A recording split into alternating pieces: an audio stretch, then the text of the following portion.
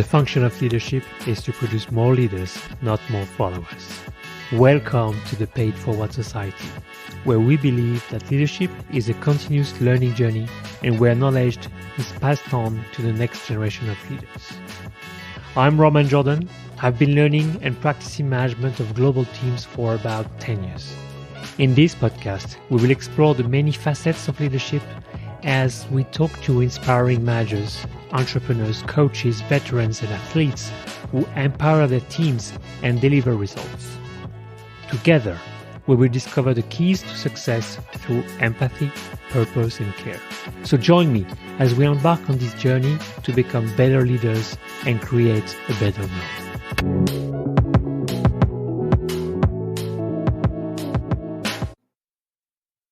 And we are on. Hi, Kris. I'm really happy to have you. Bonjour, Romain. Hey, nice. That's about as much French as I have. That's good. That's perfect. So I'm very glad to have you on the show. In the meantime, actually, you are probably the first guest I have that is aware of the name of the podcast because I spent some time thinking about it, and I'm going with the Paid Forward Society. So I wanted something that expressed the fact that we are learning a lot as leaders, and the goal is that we pass on that knowledge to others. And this is what the podcast is about. I mean, it's about sharing our learnings as leaders and helping aspiring leaders, but also actual leaders to get some tips from others and grow. And the other aspect of this show is to for me interview people that I believe are people first, are really engaged on helping others grow, and that's why I was excited to have you on the show because as colleagues, so I know you from working with you, and I recognize that you are doing a great job at putting your teams first and making sure that your team is successful.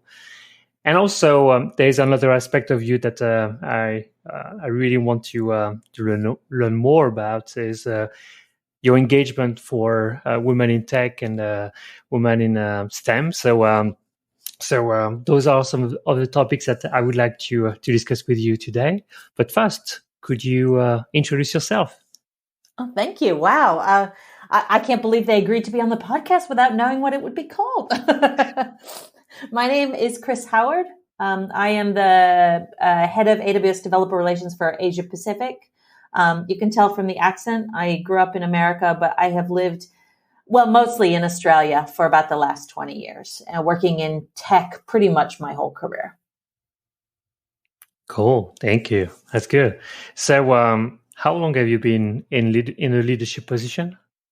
Or why? I mean, as an actual people manager, do you mean? Or do you mean, because I guess there's different kinds of leadership, right? Okay. Yeah. If you mean professionally as a manager, I had to check my LinkedIn. I first became a people manager about 10 years ago.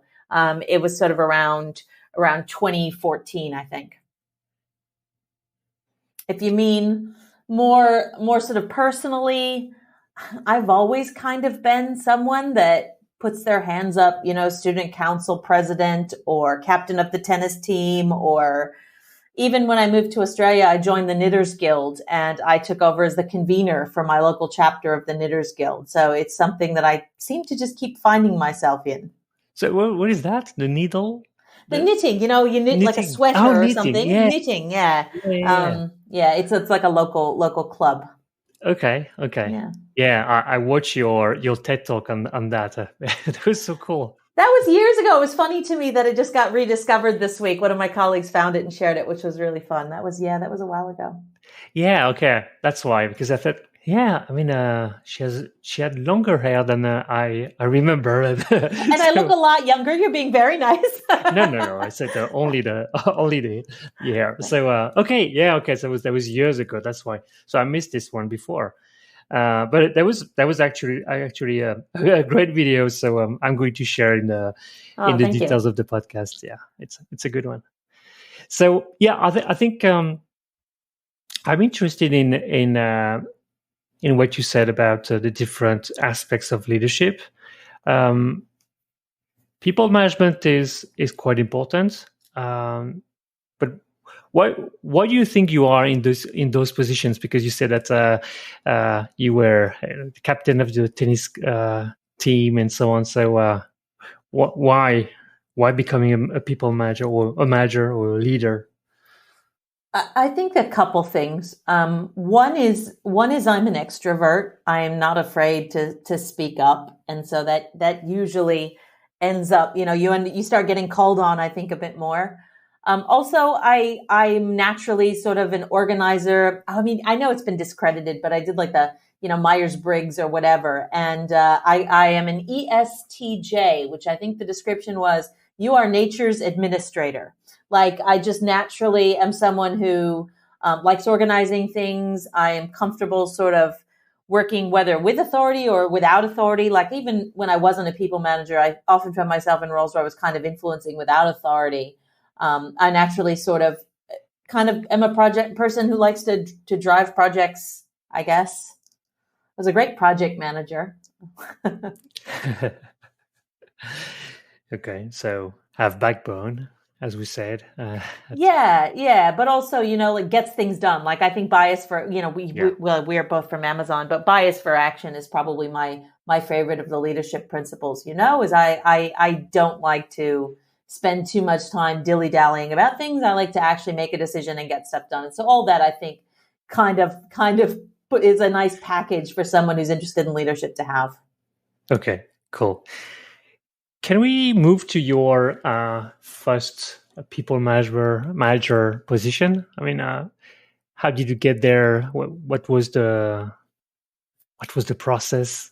It was an interesting one. I was actually working as sort of an agile project manager on a team, and we basically had a reorg. We had a big reorg, and the new CIO pulled me into a room, and I thought, okay, am I getting the sack here? And she's like, I noticed that you're basically running that whole team anyway. I'd like to make you the manager of that team. And I was like, whoa, okay. So this was her big bet going into that role, was to take someone who'd never been a people manager, line manager before, and sort of put me in that position. Like, yes, I kind of was the spiritual organizer for the team, but I wasn't in charge of them. And that's, in retrospect, a really weird position to go on Friday from being everyone's peer to being on Monday the person that approves their sick leave and their pay increases. And, I mentor now lots of people who are thinking about being managers or going into their first manager role. And I often tell them that's the hardest transition. I think it's much easier to go into a place where you come in and you're the boss, and it's a much harder when they're like, you were at the pub with us last week. And I had all these weird, like, I wasn't sure, like, oh, do we stay Facebook friends? Like, I don't want to make you feel awkward. And it was, so it was a massive change for me. And there was a lot of just sort of nuts and bolts I needed to learn. Like, how do I approve someone's expenses? Just I'm going to these meetings. Who are you? And what is it you do? And how does that impact on my team? Like stuff that I had been shielded from. But also, how to be a good manager, like how to conduct a one-on-one. I'd been in plenty of bad ones. And I part of the reason I accepted the role was I thought, well, I don't want them to bring in someone bad. Like, I guess it can be me. Like, it wasn't an ambition I had, but I was like, well, I'd much rather it be me than someone that I think is going to maybe take the team in the wrong direction. So I'll give it a go. So I had a lot to learn. I had a lot to learn in that role. That's good. I mean, there's a lot to unpack there. I think I had the same trajectory, actually, at the same time, because it was 2014 as well. I joined the company. I was a peer of 6 solution architects, and they decided to open a role for manager in Switzerland. So I say, yeah, I don't exactly the same as you said. I mean, I have ideas. I believe that I can. I don't want anyone else to bring their stuff. So let's give it a try, and we'll see. And this is how I ended up manager for the first time. And actually, I'm going to interview the boss who gave me the job. Actually, I have a meeting with I'll them be tomorrow. I want to know, what did they see in you? That would be really cool to see why they did that. Yeah, yeah. So that's really interesting, and I want to go back to what you said about being peer from from moving from peer to manager. Do you believe that this was the way you were seeing yourself, or the way people were seeing you, that was the most difficult? That is a very good question. I mean, I think we're all a lot harder on ourselves than other people see. I think actually everyone on the team was really understanding of the change in my position. I don't think they were upset about it in any way. But I sort of probably put more thought and stress on it than anyone else did. Yeah, I think so, definitely. yeah. I think I was in the same place as well, and I was the only one who was not speaking German, because most of my Oh, colleagues that were would be an extra level. in Wow. Zurich, so Yeah. in the German part of Switzerland. So Schweizerdeutsch. yeah, yeah. Yeah. So I had to learn German just to look good, Swiss German. But yeah, that was fun, and but I agree. I think I also put a lot of pressure on myself to look good and worthy, maybe also. So that's interesting. And one-on-ones. Let's talk about one-on-ones, because driving your first one-on-ones it's a very weird situation. Yeah, it is. And I had bosses who literally would just be like, "How you going? How's it going?" And that's not, wasn't useful for me in any way. It was just 30 minutes wasted out of my week. So I've tried a bunch of different things over the years, of being more or less prescriptive of actually having them drive the conversation. I guess one thing that's kind of been clear to me is I don't want them to just be operational. I don't want to just have it be an update on all the projects you're working on, because we can have an operational update if we need to. I'd much rather have it be something where I get a sense for how engaged the person is, where we talk about more long-term goals. And I always tell new people, I'm like, I'm also happy if you just want to have one where you just vent, or we just chat for 30 minutes. If you don't want to think about work for 30, that's fine too. So I kind of try and keep it a bit flexible. I also, it's hard, but like, I think one thing that used to annoy me about my manager is I got the sense that my one-on-ones were always the lowest priority. They would always get moved. And so it's one thing I try and do is I try, if I can, to not move people's one-on-ones. It gets really hard the bigger the team you have. But that's what I want them to feel, like I value them. I want them to feel like it's our chance to connect. And I always ask for feedback from them. Is there anything you need from me? And I make notes. I have a file for each person. I keep notes each one-on-one. And if I promise to do something, I've got it to do in there, and I make sure I loop back to that. Yeah, yeah. Okay. So what would you recommend to someone new in a management position, how to drive one-on-ones? What would be your... I guess find your own style, what works for you, but just don't make them fully operational.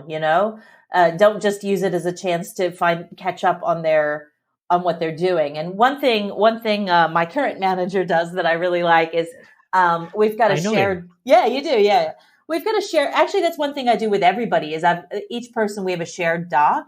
Yeah. And so if they want to because of course, part of it also is you want to tell your manager about the stuff you've been doing. You want to make sure that they know all the good stuff you've been doing.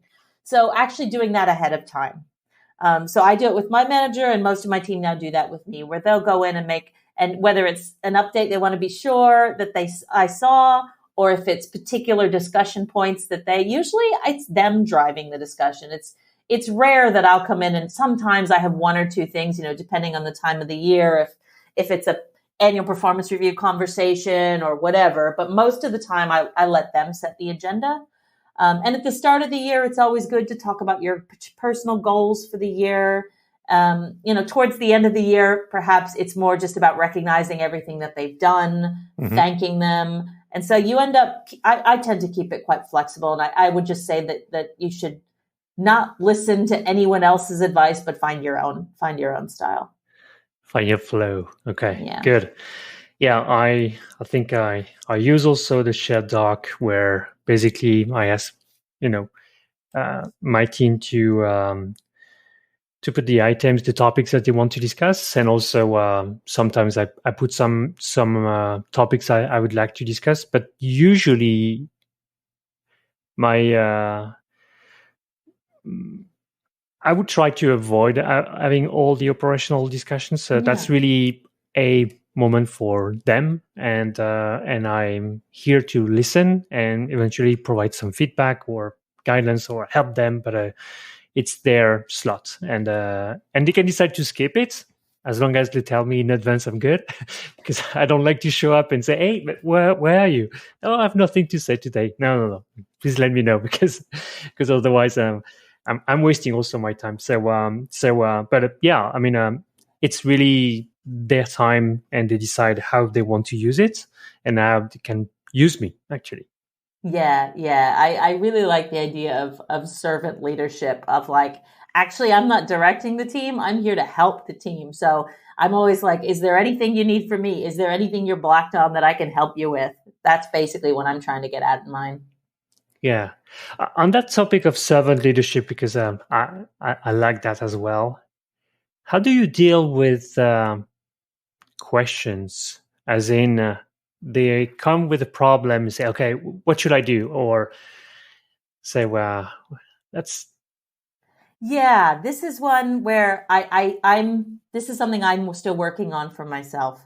And I'll say, okay, first of all, I think it depends on where the person is in their role. Like, I know when I was a new manager, I needed a lot of prescriptive guidance. And so I was literally, the first 3 months, I was probably meeting with my manager every day or every 2 days, being like, okay, what do I do now? Because I needed to just know the nuts and bolts of how to do the job. Once I got more comfortable, then we were able to move into, different types of conversations. So if I've got someone who's new to the team, you've onboarded someone, often those first 3 months are like, okay, how are you going with your ongoing plan? What are the 5 questions you've got today about, how to book travel or file expenses or whatever, or who to talk to?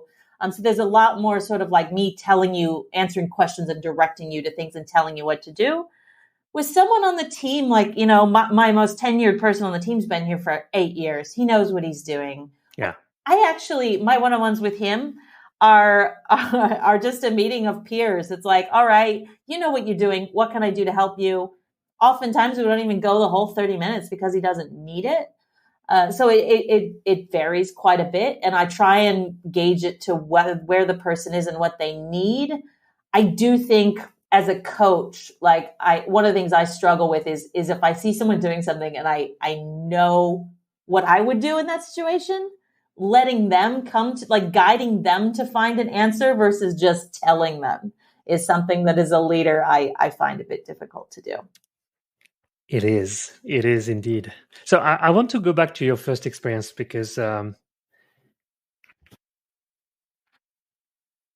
you said that your new CEO saw in you a leader, and because you were active, you were driving a lot of stuff, and you were also probably some of the best performers in terms of technical skills and outputs. How do you become the manager instead of the best IC?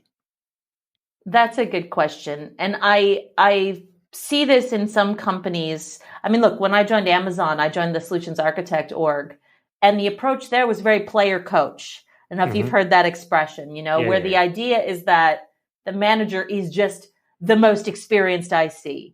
And to be honest with you, I don't like that model. I don't like that model at all. It's impossible. It's impossible as a manager in a tech role to be able to to think that I could step in and do the job of anyone on the team. I just can't. If I can, I'm not doing a good enough job as a manager, to be honest with you. It's a different set of skill sets, and it's serving the team in a different way. So to me, they're very different things.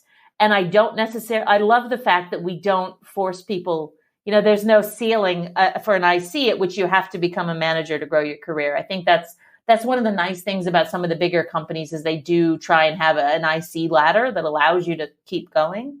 Because it's a completely different job. It is not a natural progression, I don't think. Yeah. Well, I think that's exactly what we discussed with Amanda in the first episode. In many companies, actually, the only way for you to progress and move up the ladder is to become a manager. There's no other choice. And that's super frustrating because you end up promoting great ICs who are terrible at management. And they are sometimes joining the rest of the team as manager because they are not great at what they do. And the worst is probably that they don't get any support to become a great manager as well. Absolutely. I mean, you're promoting someone away from the thing that they're doing well and putting them into something that they don't know how to do, might not be great at, and not giving them support. There's a really good, look, as tech managers, I do struggle with it a little bit, because it's like, yes, you are away from the tools. Like at some point, how, do you lose the ability to sort of give feedback effectively to the people that you're managing? And I read this metaphor once. Charity Majors from Honeycomb wrote a couple blog posts about it called like the pendulum. And that actually many people I've seen do this in their careers is like actually go back and forth. It's like, you know what? Okay, I've been a manager for a while. I'm going to go back and be an IC for a while. And some companies are really good at letting you actually make that transition. Okay. Wow. Yeah. It's not everywhere. And I think it's a hard thing to pull off. I know here in Australia, I have some friends at Atlassian who did that as well. But it's if you've got a company that can allow that, like allow people to rotate it in and out, keeps their skills fresh, make sure, especially in, I think, engineering roles as well. Yeah, I can see that. I think I asked this question several times to myself, actually, in the past. Should I just come back to being an IC and doing great technical stuff? And because I was kind of good at it and I really enjoyed it. I tried. When I applied to the DevRel team, I said, great. I don't want to be a manager anymore. And my manager went, well, great. And sort of pitched me on the fact that, the team, I've accepted the fact that the team needs that more than they need another evangelist. I mean, I still get to do a few of the things that, keep me happy and make me feel like I can still dabble. I'm definitely not at the level of any of the amazing people that I manage, but, I like to pretend every now and then that I still am. That's good. So, going back to this first experience again, I mean, how did you learn about management? Did you get any support from your CEO, from your org, for the company? Yeah. So as I said, we had really frequent, one-on-ones at the get-go, which was very sort of day-to-day tactical. Here's what I need you to do. Okay. I also have had some wonderful mentors and peer mentors. So a friend of mine, one of my best friends actually, but she was working in the same company in a different team. And so is someone that I think has been a mentor for me for more than 10 years now. And whenever I have a question about management, just has a lot of experience, is always willing to give me advice. That's Jodie Podbury. She just started a new role at QBE. She's amazing.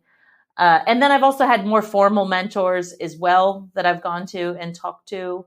But at the time, it was mainly through peer. Oh, and actually, the other thing that company did that was really great is they had an IC to manager training program. And normally, you do that when you're potential manager. They sort of got me fast tracked into it. And I loved that. Like that actually was great because I was with a cohort of other people from the company going through the same thing. And so I had people that I could talk to that and some of them I still keep in touch with to this day. And we catch up for lunch every now and then and share what we're going through. And also they had a couple external coaches who were part of that program as well, who I was able to have a couple sessions with to sort of get objective outside advice from as well. Okay. Interesting. Did you get any, do you remember any turning point, in your career as a manager? I mean, those aha moments that sometimes you have say, oh yeah, that's the right thing to do. It's more like a recognition of a blind spot is the one that I always think of. And it was from one of those external coaches.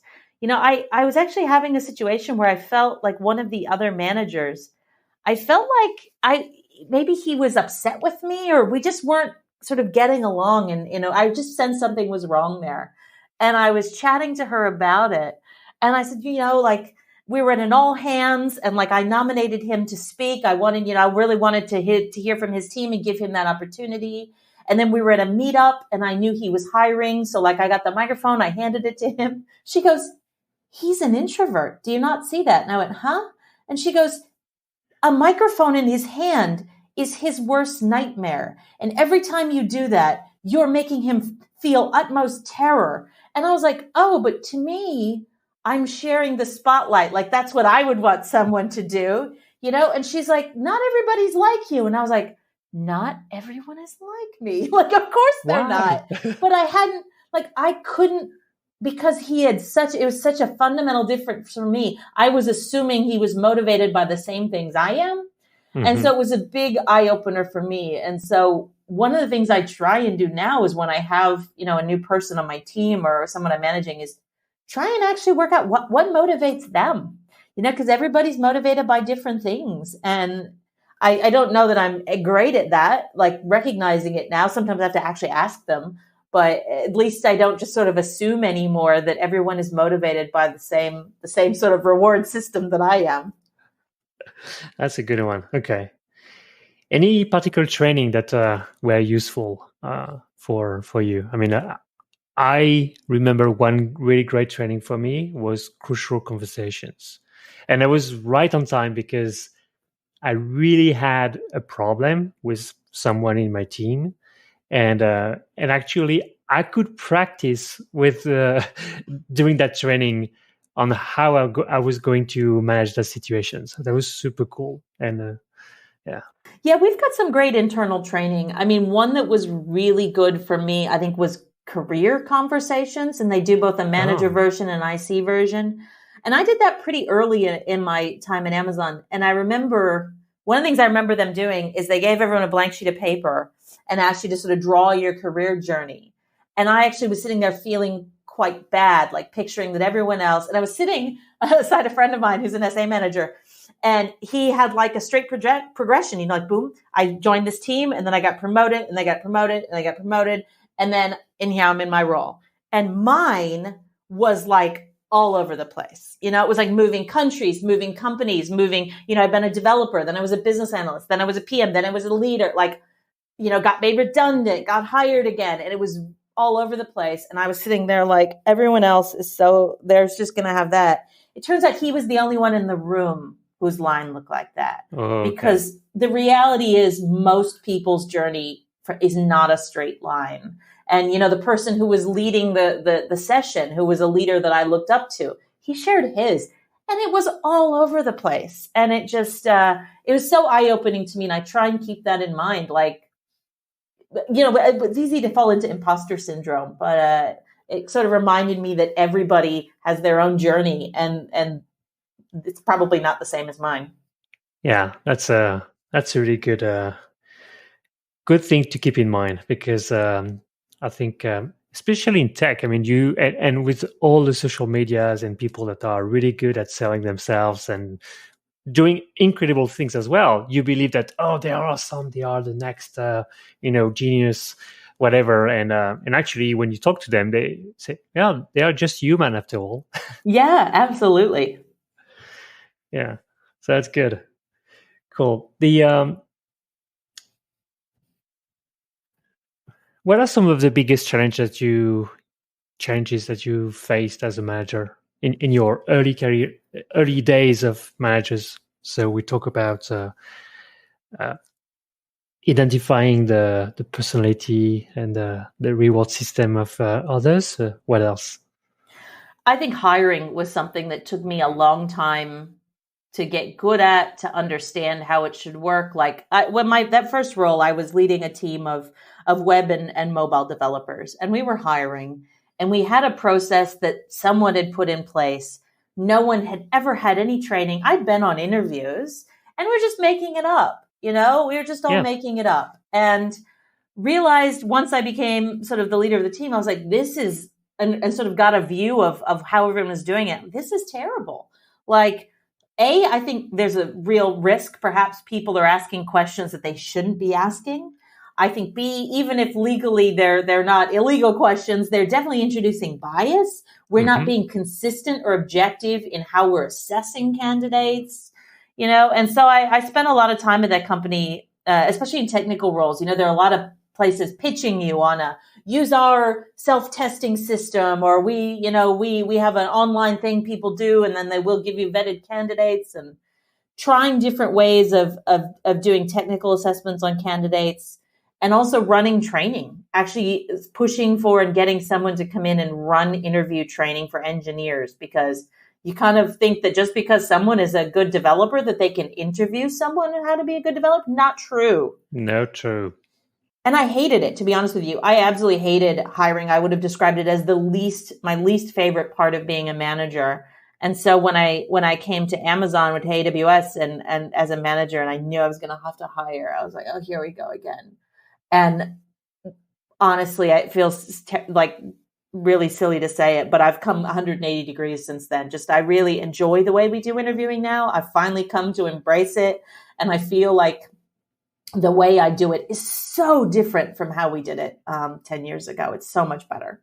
But that's something that was a long journey to get where I'm actually happy with myself as an interviewer and actually looking forward to interviewing people.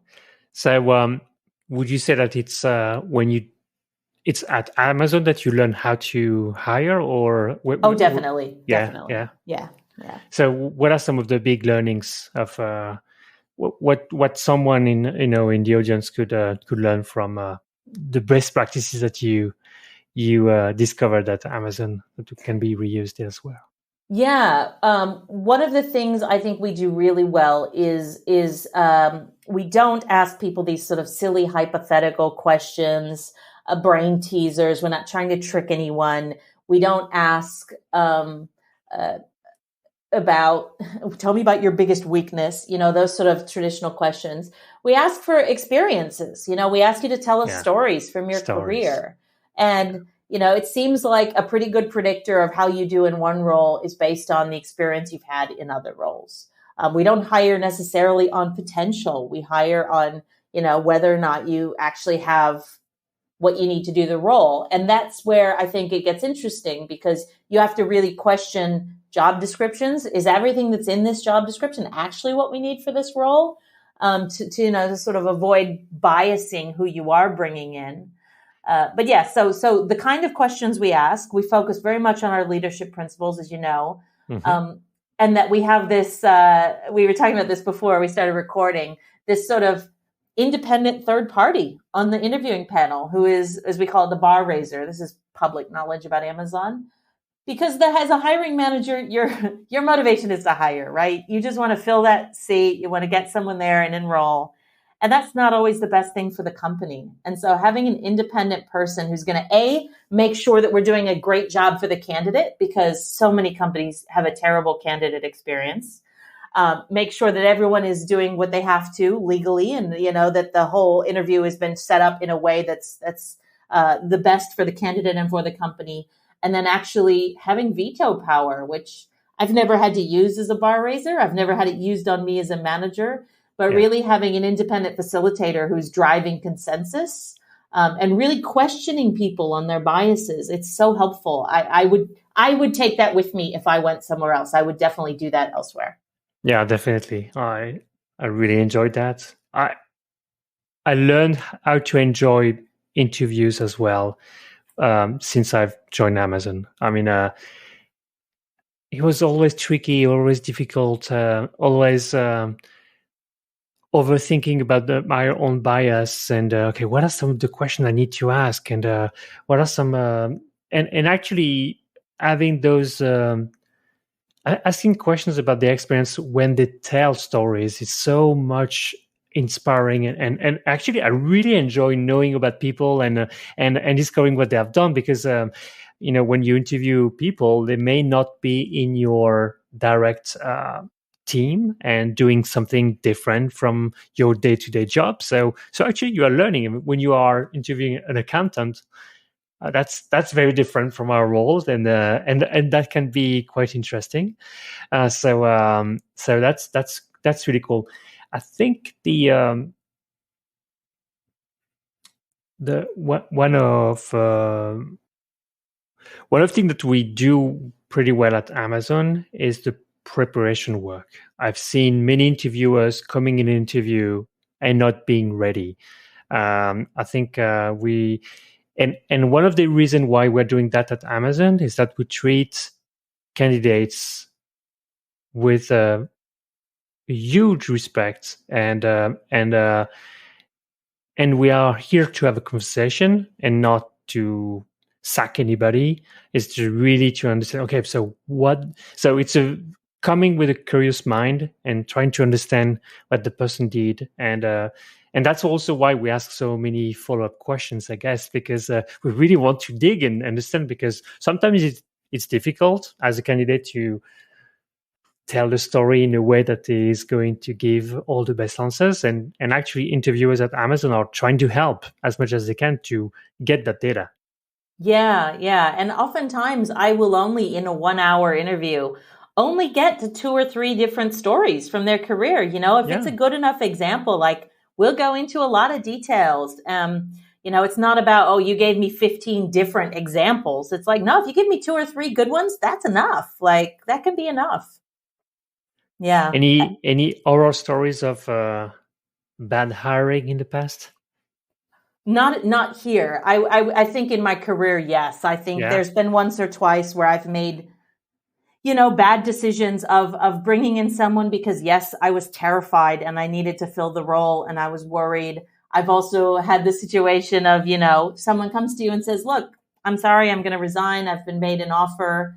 Panicking, making them a counter offer to stay, getting all that through, and then they leave 3 months later because they've got another one. I've sort of learned, okay, once someone's made the decision to leave, thank them, have the nice goodbye party, give them a card, shake their hand. We'll work together again someday. I learned the hard way not to panic, not to try and, oh, please don't leave, of actually the impact that a bad hire can have on the team, as opposed to, yes, it hurts sometimes to miss out on a candidate that I think could have been great, but the risk of hiring someone that's wrong, I know the effect that can have, like the blast radius of that is much bigger than you think. So yeah, I've definitely made some mistakes. Yeah, same. I was saying that to Amanda in the first episode. I mean, the first hire that I got in the company, not at Amazon before, in my first role as a manager, he was really good technically, and this was my bias. I went with a guy we had a ton of experience. He had all the certifications that you could expect, and done a lot of interesting project, but he was toxic. Yeah. And this was impacting my team. I mean, I think eventually they wanted me to act upon that. So fortunately, I was able to recognize that quite quickly. And in Switzerland, we have those period when you start the probation period. Probation period. So eventually I could let him go during the probation period, and have someone else eventually. But that's stressful as a first time manager, to find the right candidate, to bring them to, and they are just not a fit for the team. Or inheriting a team. That's the other challenge, is you inherit a team where you're like, oof, I would not have hired that person, or I can see that there's a problem here. And that's probably another challenge I've had is like, part of me always wants to give people another chance. It's like, okay, I don't know if maybe this person didn't have enough guidance from their previous manager. I want to make sure I give them a good shot. And then you end up keeping them, 6 months longer than perhaps you would have in hindsight. I struggle. Yeah. That's a big struggle for me as well. Yeah. And I think what is tricky about that situation is that they may have been around for a while. And you are just a new person and you are trying to steer the team in one way. I mean, I think what you believe is the right thing.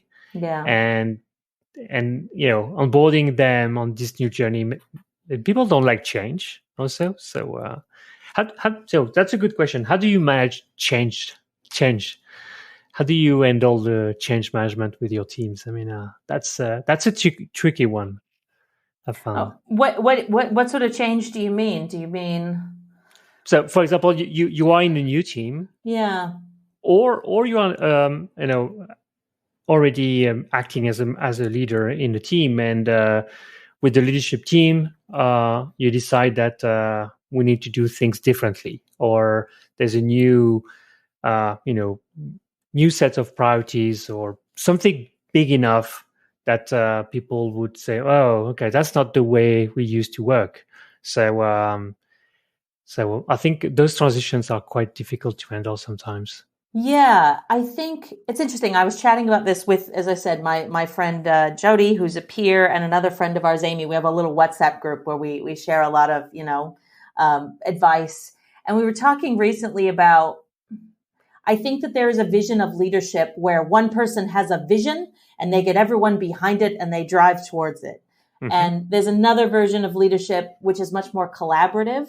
Yeah. Which is, yes, I have an idea, but I want to get buy-in for this from all of you. And I want to get consensus on it. And I lean much more towards that. I mean, it's always easier if you can just like tell people what to do. It is. It's harder to get buy-in for the idea. And I think one of the things I appreciate about, for example, our leader, like our Felipe, who leads our department, is, radical transparency of like, I will share with you, perhaps stuff that other managers wouldn't. I'll give you, a peek behind the curtain. And it is very honest and asks for feedback, asks for ideas from everyone, not very much, I have the idea and this is where, we're all going. And I think that's the view I want to have. I've been through some big changes, like when I was in the SA org here in AWS, we restructured. So I had to manage the team through some fairly big org changes. That's always a challenge, especially when you don't know yourself what's happening. Like it's hard. Yeah. So I wanted to talk about those topics. I mean, those situations actually, because the ideal one is the one that you have just described. So either your leader is super transparent and share and is very inclusive in the way you drive change. Another version of it is that you can collectively work with your team on what needs to be changed. And since it comes from them, you get automatic buy-in. And mm-hmm. I love to do that. And it's not always possible to do it because, I think Amazon, this is something quite specific to Amazon. I've never faced that before. But I've experienced in the past in other companies, really top-down decisions, and this is the way, and this is what we are going to do. Yeah. For example, we are going to split up the company, so how do you deal with that? How do you drive the change? Because you are in this position where you need to take care of the team and you need to steer the team in the right direction. Yeah, I mean, yes, you have to sometimes, we talk about disagree and commit. Sometimes there'll be a decision that you might not even personally agree with, but this is actually what's happening. And so I think one of the bits of advice I learned the hard way that I would tell other people is, not to like second guess those decisions with the team, is to not be like, well, we've got to do this. I hate it. It sucks, but this is what we're going to have to do. It's like, nope, this is the decision that was made. I'm behind this, so this is what we're going to do. You don't want to sugarcoat it to people, and you don't, but you also don't want to badmouth it to them as well. Yeah. And there's a model of leadership that in that first job that I heard that I was terrified of becoming. I don't know what our policy on language is on this podcast, but it's fine. Okay, the shit umbrella. Yeah. Okay. The idea that the manager is just there to protect the team from crap raining down from above. And I think that first role became a little bit of that. And I honestly got a bit burnt out because it sucks for the umbrella. You're constantly trying to protect your team from stuff so that they can actually get work done. And yeah, it's not a great way to, it's not sustainable, I don't think, for the manager. And I watch out for that situation when I'm falling into that trap. And thankfully, the few times I've had those situations where you've had to convey something that's not popular, had to ask people to change priorities. I mean, I think if you've built that relationship with your team of trust, they will understand that this is what we need to do. And hopefully I've done everything within my power to mitigate the pain of it for them, whether that is negotiating extra time or whatever, that's what I'm going to try and do is mitigate the effects of that, but I'm not going to try and shield them from why this is happening. Yeah. Yeah. Yeah, it's not easy, but I've been also shielding people in my team from all the shit that was happening elsewhere. It's I think they thanked me a lot for that, and that was a really shitty situation for me because I became a bit I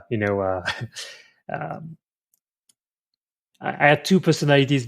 One that I had to say, "Oh yeah, it's all good," and we keep pushing, and that I think that was the right thing to do for the team because they were able to focus on stuff. But what I've learned from Felipe, as you called it out earlier, is the radical transparency. I think this is valuable. Just for them to realize also that shielding is good to a certain extent, but I think having them understanding the dynamic and what's happening and how we are going to work or what way we're going to do about it, I think it's also very positive. Yeah. I mean, one of the first things I did in that job as a manager is I went to our accounting team and went okay, explain to me like I'm 5. How do we make money? How does what my team does contribute to how we physically get money from customers?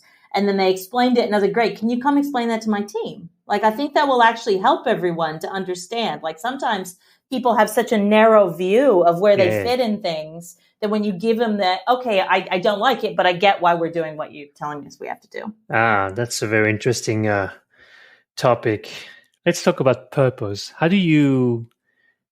because what you just described is it's some aspect of purpose. So how do you inspire your teams? How do you give them purpose? I think one of the great things we do at Amazon that I've done on teams is write our tenets. Mm-hmm. So we did this in my team as an SA manager, which are sort of our values as a team, why we exist. What is our reason for our team to exist? And I think that's really important for people to know, especially in times when the market is uncertain. Why is your team, what value is your team bringing to the company? What does success look like for your team? How do you explain and pitch your team to other people in the org in a very short elevator pitch? If I ended up in the lift with Adam Salipsky, I want to be able to explain to him why my team exists and know how I contribute to his goals as well. Yeah. So Adam Salipsky is the CEO of AWS. Yes. Good. Thank you. You want to pitch. I think it's a very good point as well. I mean, so we talk about purpose, but I think it's also about how do you manage up and also on the side because I've seen managers having a very strong people first, focus. They really wanted to take care of their team, and they forgot about managing up and building relationship with their peers, with other teams. So they were actually isolating their own team because they were shielding from everything, and they were not, So, what do you think about that? How do you handle, how do you build those relationships and manage up? That is a very interesting question. That's probably the dilemma I'm in at the moment because, I mean, you know this. The people listening, I've just moved back to Australia after being in Europe. And, Amazon, most of our headquarters, most of our team are in the US. Yes. And due to the time zones right now, I'm on the other side of the world. And so a lot of times meetings are at times when I can't attend, or I'm finding out things, sort of when I wake up in the morning, I'll see something has come through overnight. And it's a challenge. And I guess there's that aspect of like, how do I keep my team connected to our stakeholders in other time zones in a globally distributed company?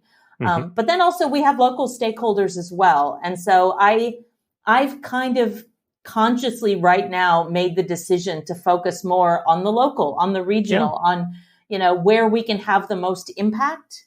I'm not sure if that's the right call in the long run, in terms of my own, I guess for my own global progression, it would probably be better to focus and to make more of an effort to get up at 2 a.m. and interface more with folks in the US. No, that's not scalable. Yeah. No. I feel like I can have, it's about, I've only got so much energy. Where can I have the most impact? And right now it's to focus on here locally with my local stakeholders and where I can do the most.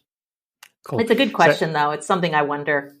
So I'm going to interview a great leader I've worked with in Australia. And he's a director of APJ at VMware. So that would be maybe senior director. Actually, I need to double check that. But yeah, we are going to talk about that. And he's the type of person who is not waking up at 2 a.m. to engage with with someone else in headquarters, and he's able to build a strong relationship with other leaders worldwide. So that would be a good set of questions to ask to him, to Sean. So I will tell you when the episode I'd love to hear that. Yeah. I think that would be super interesting. But I think it's a good. It sounds like a good move to build those relationships also locally, because this is where, as you said, your team is going to have the most impact, and you are providing a value to those local teams. So would you be able to provide that value to headquarters? I don't know. Yeah, exactly. And I mean, you talk about people first, and I do think, in terms of giving people purpose and vision and all of that, despite everything I said, I think I'm probably, I care more about the individual than I do ultimately about the company. Like, the company is going to succeed whether or not me and this particular person hit our KPIs. Yes, of course we want to do this and we're contributing, but I would also want to do what's right for that person. And it might be that what's right for them is to, whatever. It might not be in alignment with the vision, because I live in a small country with a small tech industry. I have worked with people 3-4 times in my career already. And I care more about those relationships and making sure that this role is doing what this person needs in their career.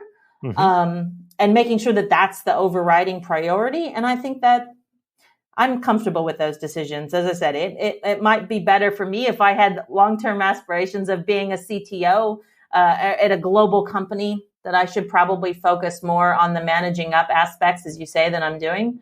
But I'm pretty confident with my approach for what I want to accomplish. Okay, that's interesting. In your mind, is managing up about self-promotion, and because it sounds like that's what you are saying, as in okay, I want to progress as a Well, manager, or you're right. You're right. It's not fully. I mean, the other aspect, and you've probably seen me doing it because I've been trying to make a more concerted effort, is to make sure that I am giving my team visibility for the yeah, work that they are doing. yeah, And that is definitely that. Yeah, I don't want to dismiss that whatsoever. I do want my team to have visibility at a yeah, global level. And so I'm constantly cheerleading them, probably to an annoying level with my colleagues, because I think I don't want them to feel like, well, I'm on the other side of the world. Nobody cares about women. Of no, course we do. Of yeah, course we do. And I want you to get recognition for that.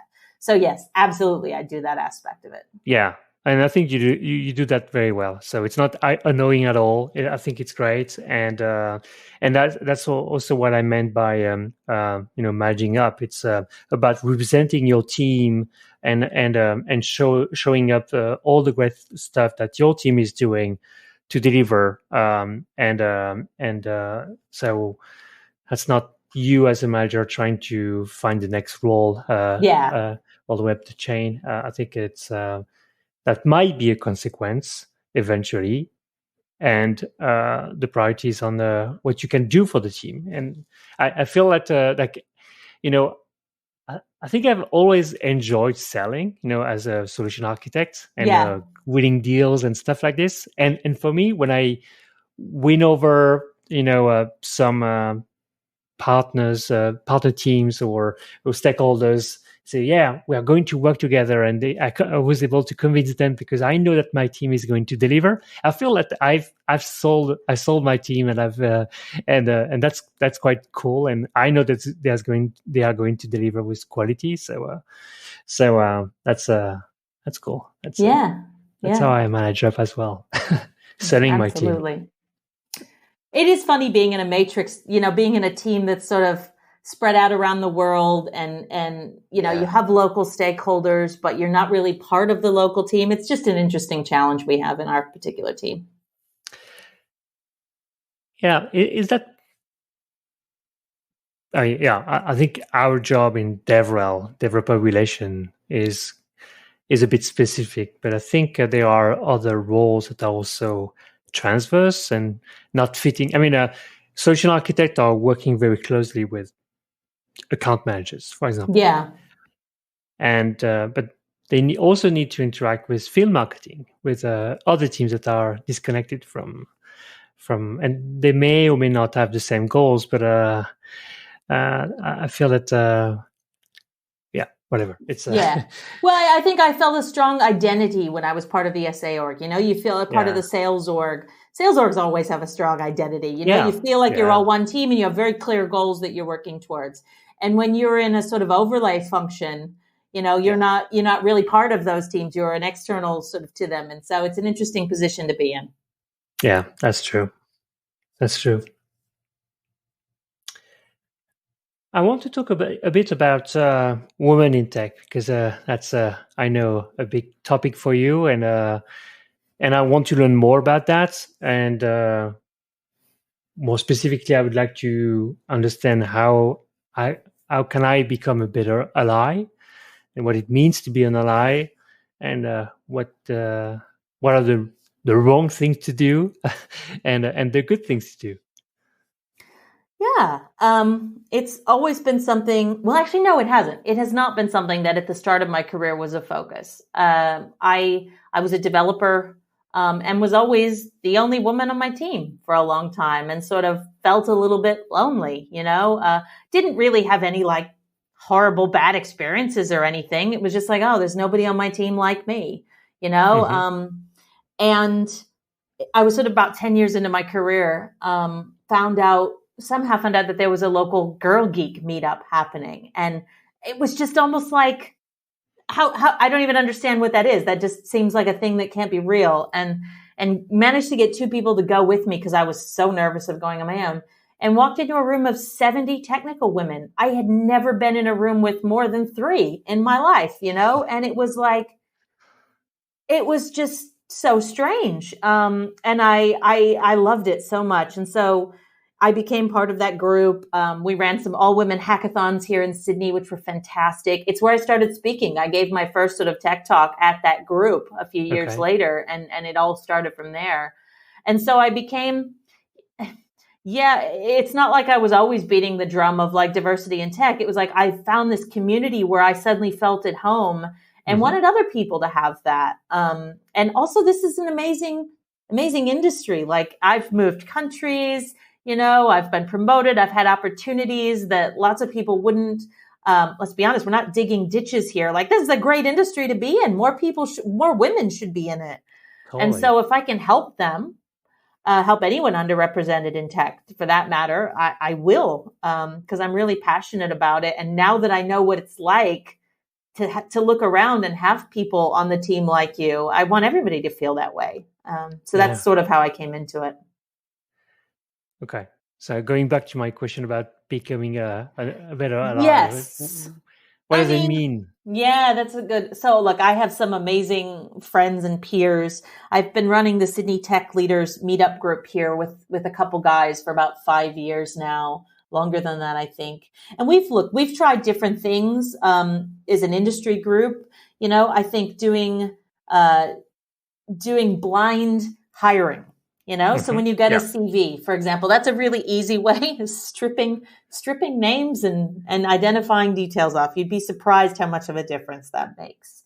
I've seen silly things recommended, things like when you're interviewing someone, have a plant in the room, which sounds silly, but I've also been into offices for meetups where it looks like a college dorm room. And you're like, okay, when that is the impression you give to the world, you're only going to get 20-year-old guys straight out of uni who want to work there with your anime on the wall and your beanbag chairs, So I think to some extent having a physical environment that is a bit more welcoming to different types of people.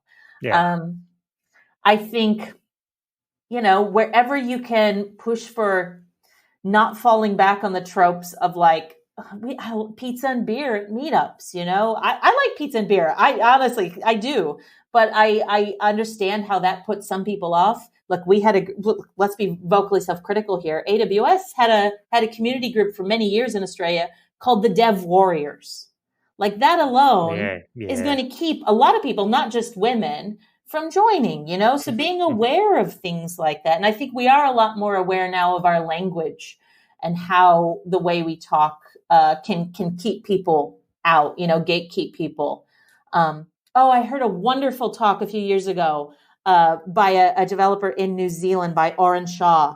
And contempt culture was the term Oren talked about, which is this thing we do in tech where we crap on particular technology to show that we're part of the in-group. We'll make a JavaScript joke or a PHP joke or, that's always good for a laugh and everybody.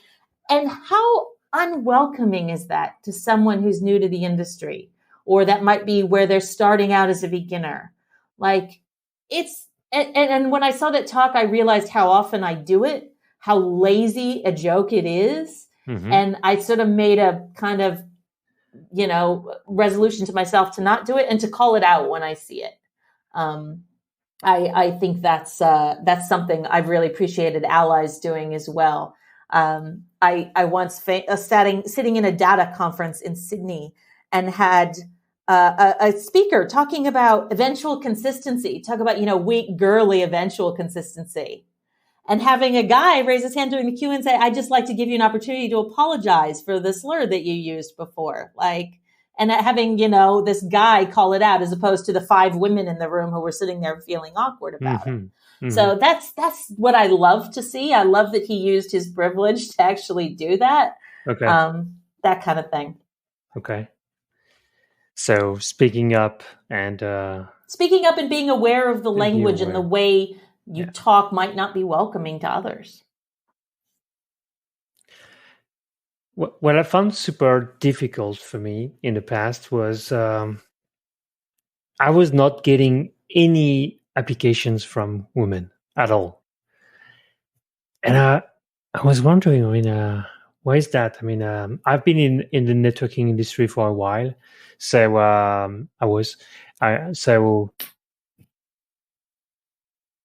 this is probably even this is a domain where there's even less representation than software development. Yeah. So that was quite hard, but I found it was super difficult to find them. So I think what I've been trying to do is to proactively look for those people, women and people that from underrepresented communities, because LinkedIn is not helping. No. LinkedIn is exactly those are people like me mostly, and that's my network. And finding someone outside of my network, it's quite difficult. So I really need to proactively look for people and reach out to them and just let them know, hey, you seem to have the skill that I'm looking for. Would you be interested in this type of role? Let's have a chat. As long as you're the one, so this is my big ask for the allies. That's Okay. the right way to do it. What you're saying is the right way. The wrong way is to say, hey, Kris, you know a lot of women. I'm hiring some devs. Do you know some women devs who are looking? Because I do not have a binder full of women sitting here who are all looking for people for roles. Like, the way you meet more women in the industry is to go to meetups, is to actually do the hard work yourself of building those networks, not to vampirically use mine. And I get it a lot, and I really resent it. I really resent it. Yeah. Oh, yeah, I'm a woman in tech, so I've just got a whole Rolodex full of women in tech for you to hire, sure. Yeah, like I think Black people would have Oh, the of same course. type of I'm questions. absolutely certain. Yes, yes. So I think there was that what has been working the best for me. Proactively, and I actually spent hours, really long hours, watching content from going through YouTube, going on Medium, on Dev.to, Yep. and other places to proactively look for those people that I don't see in my network. I don't see necessarily to the meetups, and in San Francisco, clearly it's a lot You of have 20 it. years. I would say you probably have it even harder because the nature of your team is they're specialists. And, I think a lot of people, not just women, of course, there are men as well, who would not feel that they qualified as a specialist. I think to some extent that, and I think job descriptions are so hard. No one does job descriptions well. I've been, with different experiments we've done back when I was in the SA org of rewriting the job descriptions, of including videos showing people in the roles is nice. Yeah. That day in the life that we did, that stream, that was used useful. It a lot. Yeah. I've used it a lot. And what I found also interesting was that women and people in underrepresented communities were not even aware that that type of role existed. That's They true. said, "Oh, I never heard about that." I mean, I like to do it. I mean, that's what I'm doing. Creating videos or writing blog posts, or engaging with the community. I like to do it. It's my side job. It's my side activity, right? It's my hobby, even. And I say, "Oh, I never knew that I could do that as a job, actually." So there is also that's what I found, and that's why having recorded this video with you and Hallie and a couple of other people was so helpful, because I had that video to say, hey, this is what people do in this role, so have a look, and happy to talk about it. And so that was good. But I think approaching people is the way. I mean, I was approached for this role. I would, if I had seen the solutions architect role that I ended up getting, if I'd seen that JD, I wouldn't have applied for it. Because it had a list of 15 bullet points, and you must have, a CS degree and 10 years of experience. And turns out none of that was actually required, and the manager who hired me in, to his credit, I sort of asked the recruiter when they called me, I was like, well, how many other women managers do you have? And he said, none. He goes, and I said, well, why are you, if everyone else has been promoted from within, why are you hiring an external person? He goes, well, look, we realize the fact, because everybody who's a manager has been promoted from IC, they all solve problems in the exact same way. We have to have some fresh blood, or we're going to be missing out on valuable ideas. And I went, okay, that's a good answer. That's a good answer. And yeah, I think you need to actively, because a lot of people are not going to self-nominate for this stuff. They're just not. At a bigger company, in a fancy sounding role, if you and there are tools you can use online to run your JD through that will tell you if you're using gendered language, and women share that stuff. If you write a JD that uses he all through it, or rock stars and ninjas, we're going to share it. We're going to laugh at you, and we're not going to apply. Okay. Yeah. And that's good. That's I think there is a realization that those terms should not be used, but I keep seeing them, elsewhere in other companies. And not everybody gets it. We are looking for a kick-ass, developer to do this and that. What? No, thank you. So yeah, cool. Well, thank you a lot for all those insights. I have a couple of more questions. You said that you have mentors. I'm interested to understand how does it work? I mean, what do you expect from mentors? What's the relationship? What's the dynamic? Because I feel that I've been bad at having mentors. I don't know how to use them. Maybe. Yeah. Everybody wants a mentor. Nobody knows how they work or how to get one. That's been my experience. And for me, my story, my sort of first professional outside of so I've got some peers that I can bounce off ideas, and I don't think you should discount having peer mentors as well. That's really useful. Yeah.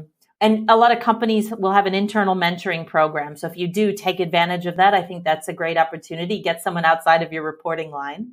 And so I've had a couple of great mentors. John Dwyer is a mentor of mine who is at AWS, and he's fantastic.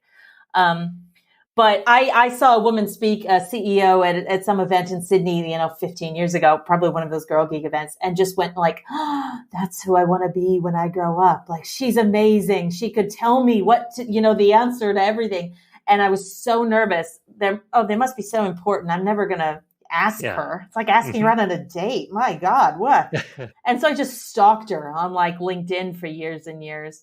And finally, a friend gave me advice. She goes, here's what you do. You send them an email and you say, look, I'm actually looking for a mentor, with XYZ qualities. Obviously, you've got all those. You're probably really busy.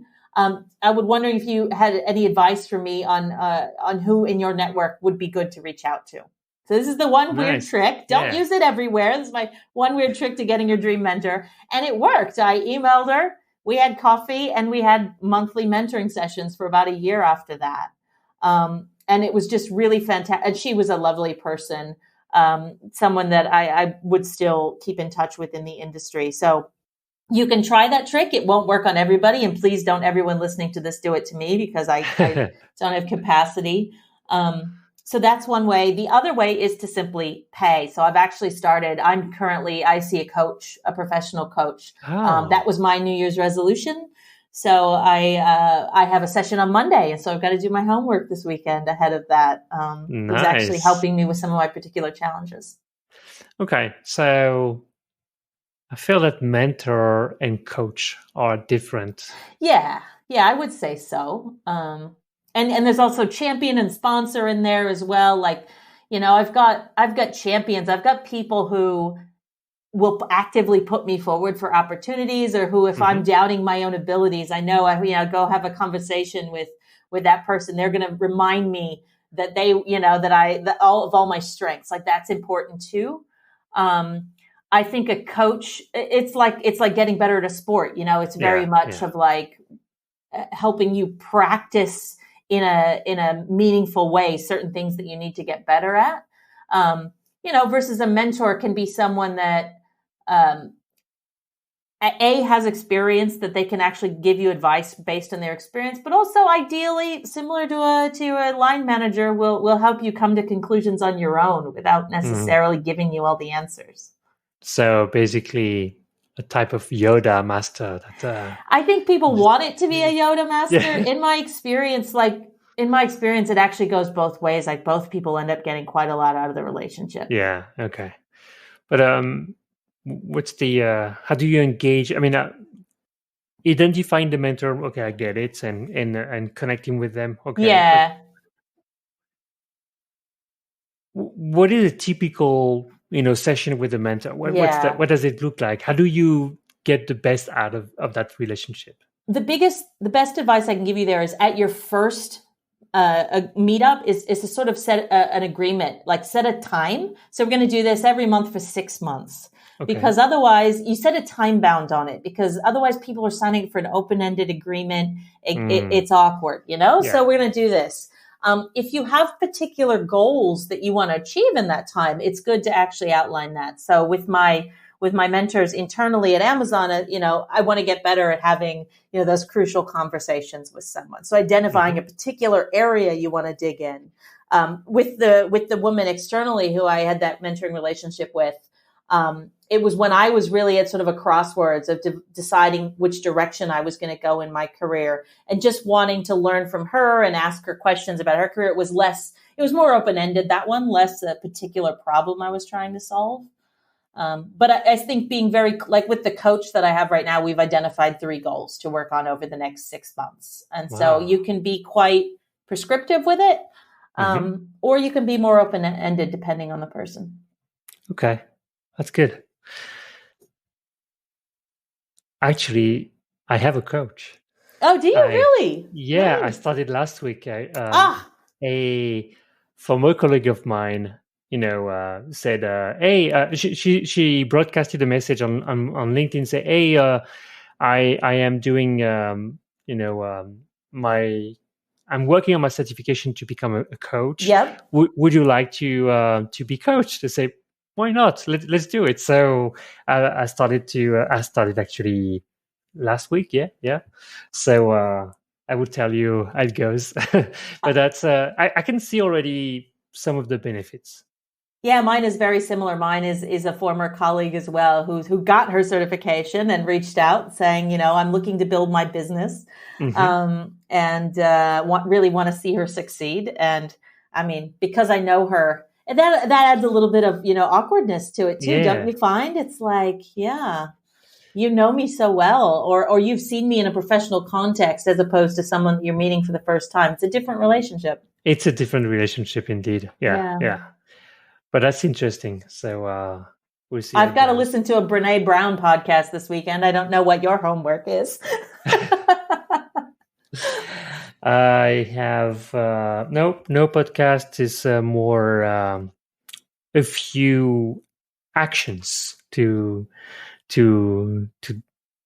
drive. So, and we have a book we're reading as a team as well. I haven't started either. I need to read that book that we all agreed that we would read. Meaning that you have you are part of a group? No, you and our team all agreed to read a leadership book together. That's correct. Yeah. Yes. Yeah. So hopefully I will be able to interview the author as well.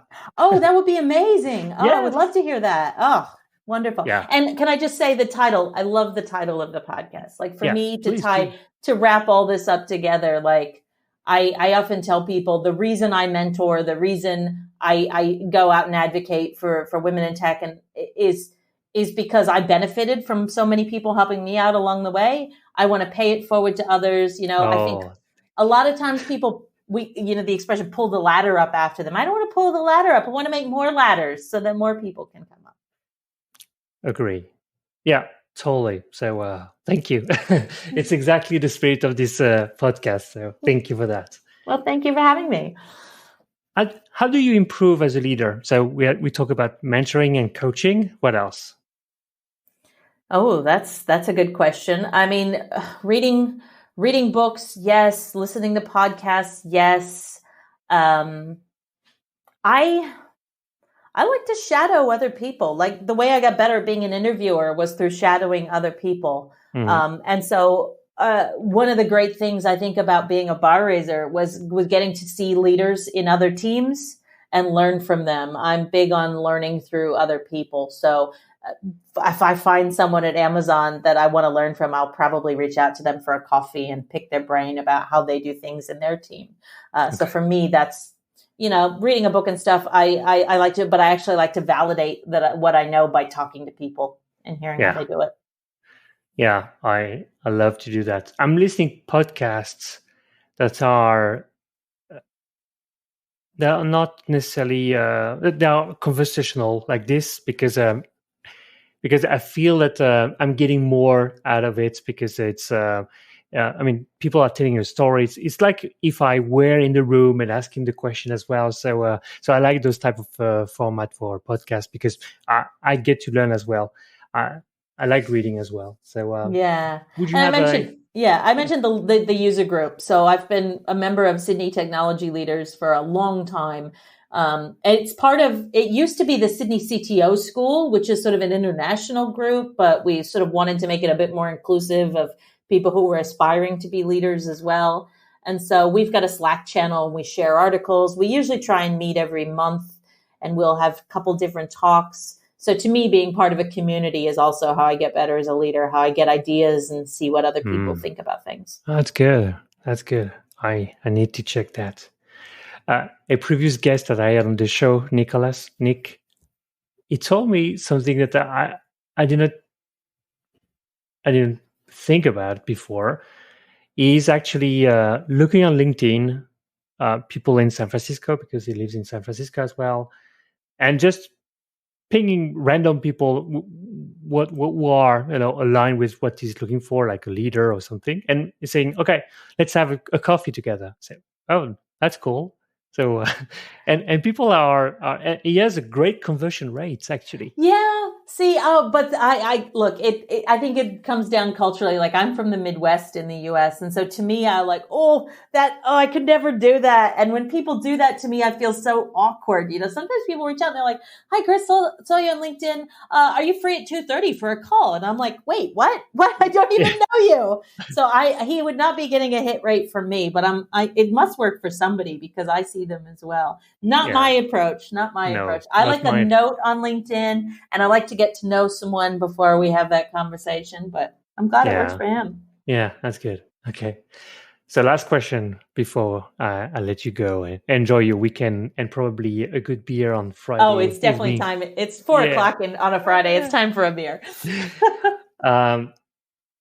What other leaders should I have a conversation with?